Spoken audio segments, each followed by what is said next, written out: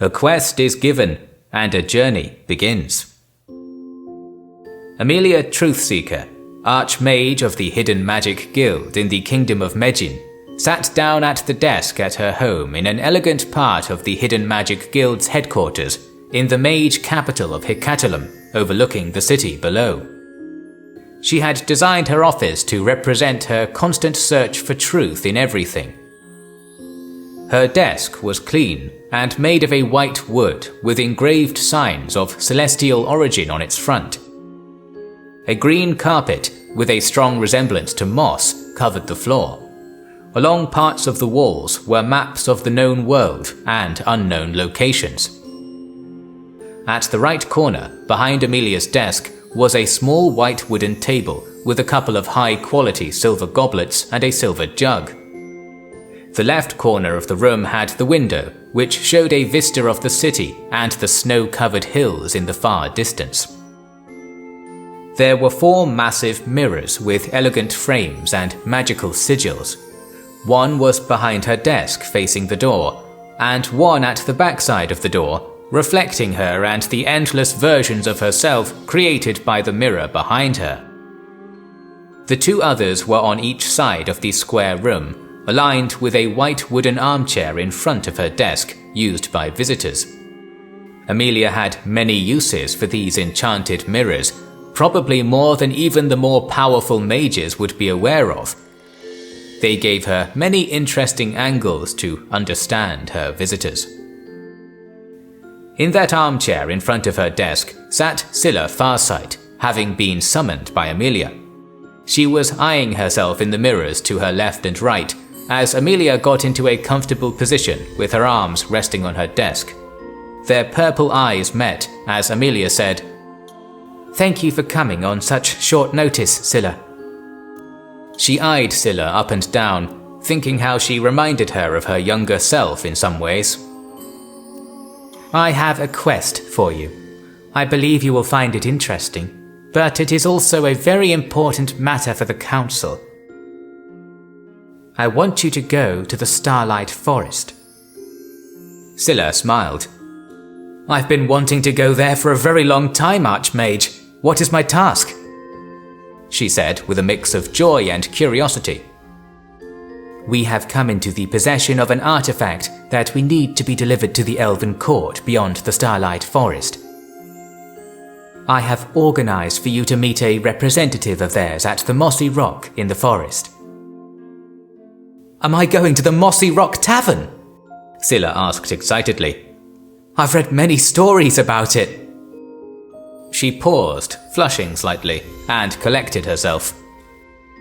"What is this artifact you'd like me to convey, Archmage?" she asked, looking down at her hands. Emilia liked this about Scylla. She was a good mixture of being an authentic seeker with a passion, but she also had a serious side. She knew when to feel and when to think and act. "It is a unique artifact that, from what we can tell, has the power to change form depending on what the user wants in the moment of observing it. And a word of warning, we have seen it affecting people who use it too much, so I want you to be very careful with it." Emilia stood up and made a gesture with her right hand. The silver jug lifted into the air and poured a turquoise liquid into the silver goblets. It was a popular drink among mages, made from a turquoise fruit called managine. It was said to improve the flow of magic. Emilia made another small gesture towards Scylla, and one goblet floated in the air to her, while the other hovered to Emilia's open hand. Scylla grabbed her goblet and took a sip, then opened her mouth to say something, before Emilia interrupted her. "You will deliver the artifact to Sandir Elthir of the Elven Court. He is an acquaintance of yours, isn't he?"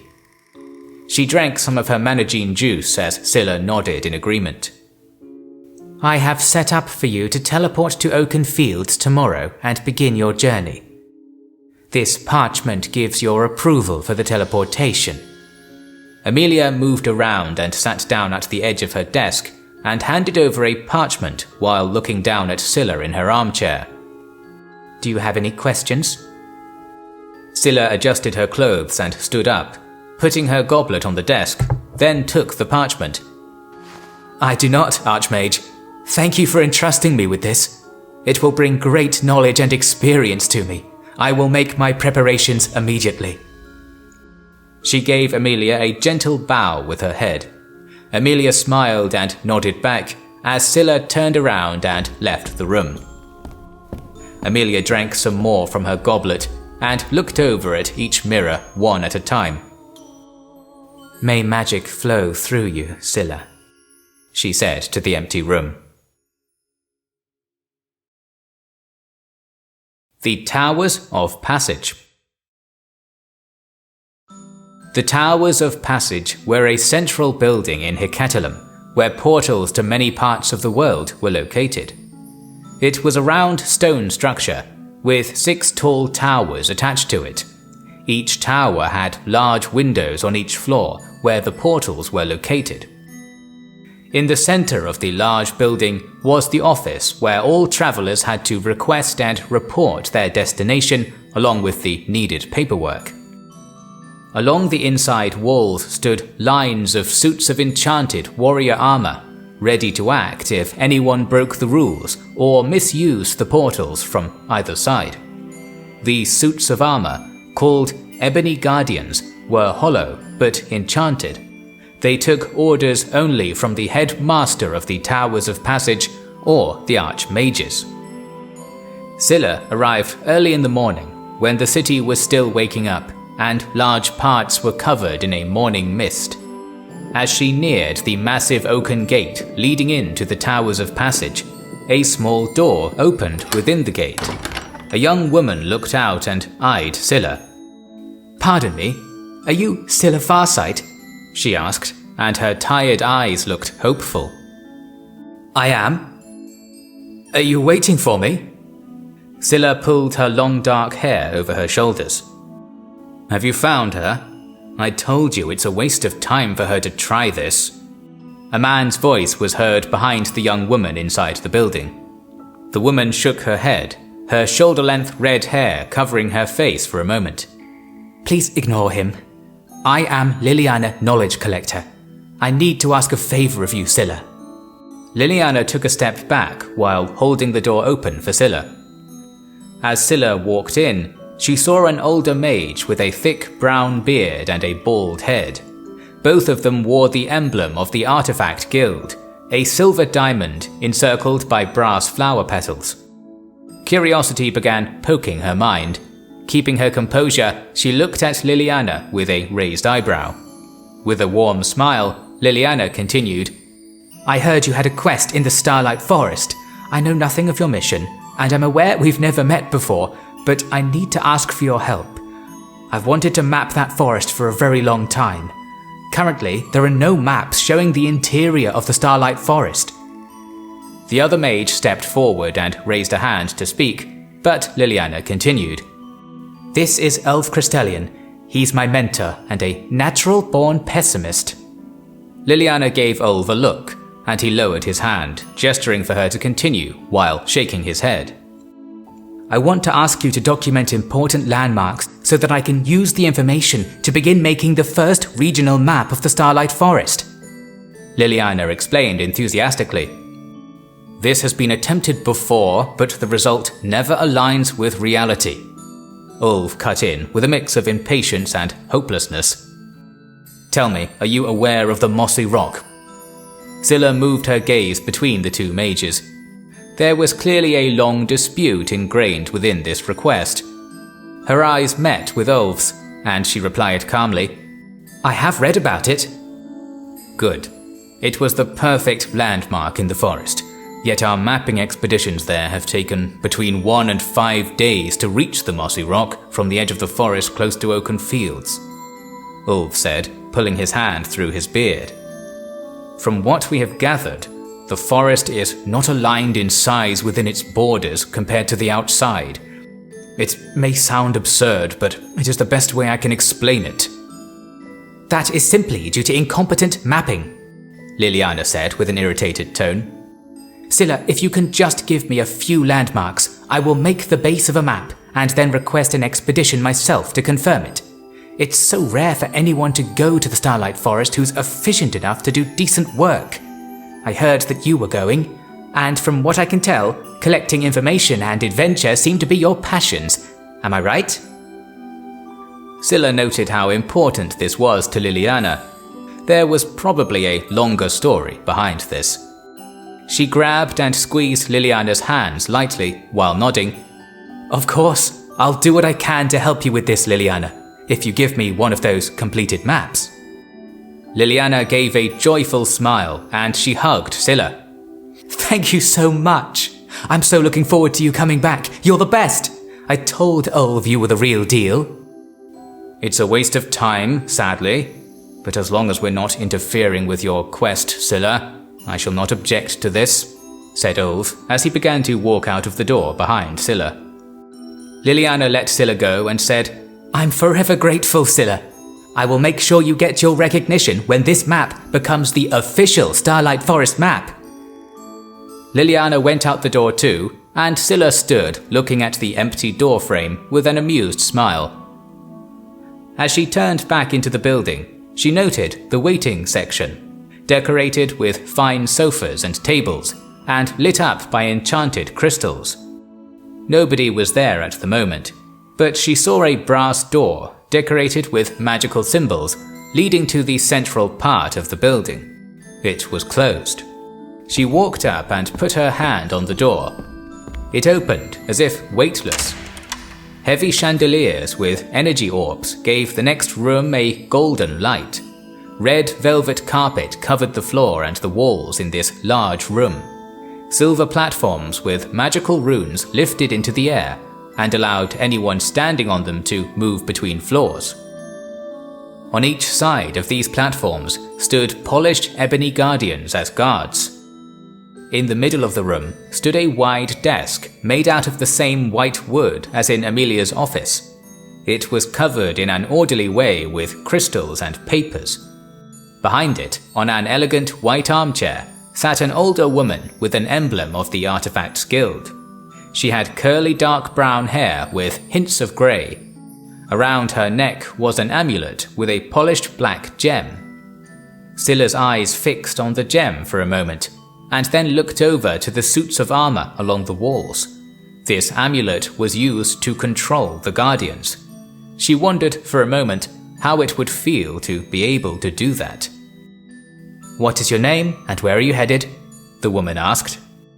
I am Scylla Farsight. I'm heading to Oaken Fields. Here is my document, she replied quickly, and handed over the parchment Emilia had given her. The woman started reading it, while Scylla looked around and up at the towers connected to the building. She knew they led to many different parts of the world. There was so much to explore and discover beyond the portals of this place. Your requests have been approved, Scylla Farsight, said the woman, handing back the parchment. Take the first tower to the left. The platform will bring you to the correct portal, she continued, and pointed behind Scylla. As she turned to look, one of the silver platforms began shining with blue patterns, and Scylla quickly walked up on it. Soundlessly, the platform began going up into the tower. It passed the first floor and stopped as it reached the second. In front of Scylla was a circular room with a pedestal in its center. On it was a pointy crystal. Along one wall of the room, an arch of magical symbols was carved out around the massive windows. Scylla walked up to the crystal and held her hand on it. Her magical essence connected to the magic within, and the symbols along one of the windows lit up. In between them, a portal opened up. It was as if a door had opened to a new room. She could see a stone room with a large wooden door with 2 ebony guardians on each side of it. With one big step, Scylla walked through the portal. For a moment, she could feel herself almost floating before her foot reached the ground on the other side. She was now standing in a small room with 2 ebony guardians in front of her. The portal closed behind her. The room went dark, apart from a glowing orb on the roof. She could hear steps from the other side of the door. It was pulled open, revealing a man around Scylla's age. He was bald-headed and clean-shaven, and wore a brown robe with the Artifact Guild's emblem by his chest. Welcome, Scylla Farsight. I am Miramis Fire Enchanter, and I am the Medjin representative here in Oakenfields, he said calmly, while his purple eyes studied her. It's a pleasure to meet you, Miramis, Scylla replied and gave him a smile. I will be on a journey for around 10 to 12 days before needing to use the portal back. I will note this down. Should you not return by that time, and we have not heard from you, we will send a tracking party, Miramis replied, and looked over Scylla's equipment. Is there anything else we should know about your mission? He asked. No, there's not. I like to travel light, but I have all that I need for the journey, Scylla assured him. She held out her hands and made a slow spin. As she faced him again, she raised an eyebrow and waited.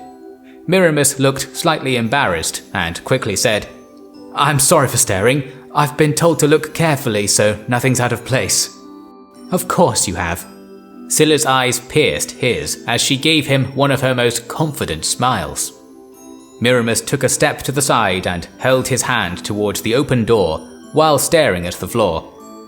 I wish you a safe journey, Scylla. Thank you, Miramis. I'm certain it will be. She walked out of the room and followed a dimly lit corridor until stairs led her up one floor to a slightly open wooden door. It led into a larger room that appeared to be a main entrance room. The furniture was well made, but very different from the style in Medjin, with harder edges, less art and more practicality. A couple of cow pelts covered the floor, and on the walls hung paintings that all seemed to be by the same artist. She could see two more doors. One was closed and one was half open. Inside, she could see parts of an office. She walked up to the main entrance door and pushed it open.